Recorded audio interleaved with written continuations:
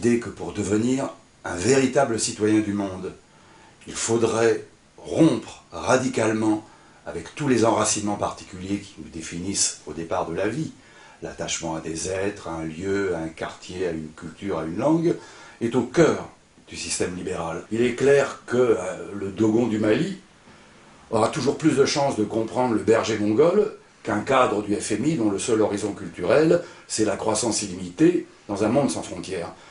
De ce point de vue, l'acte émancipateur pour le libéral, c'est la délocalisation. Au fond, il faudrait, pour que l'humanité ait une chance de devenir une véritable humanité, produire à la chaîne déjà qu'Attali, transformer l'homme en être attalien, qui, comme il s'en vante en permanence, consume sa vie entre deux aéroports avec pour seule patrie un ordinateur portable. C'est un mode de vie hors sol, dans un monde sans frontières et de croissance illimitée, que la gauche valorise comme le sommet de l'esprit tolérant et ouvert, alors qu'il est simplement la façon typique de la classe dominante d'être coupée du peuple. Combien de kérosène coûte la réalisation d'un monde où chacun vivrait en nomade attalien?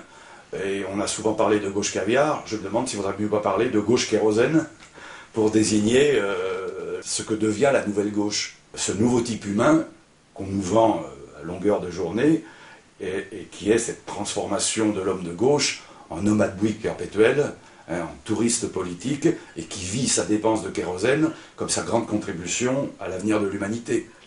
L'universel, c'est le local, moins les murs. On n'accède pas à l'universel en détruisant le local et en délocalisant. C'est en abattant les murs qui séparent les cultures locales. Et de ce point de vue, on comprend la mise en garde de Rousseau quand il vous disait « Défiez-vous de ces cosmopolites qui vont chercher au loin des devoirs qu'ils dédaignent d'accomplir autour d'eux.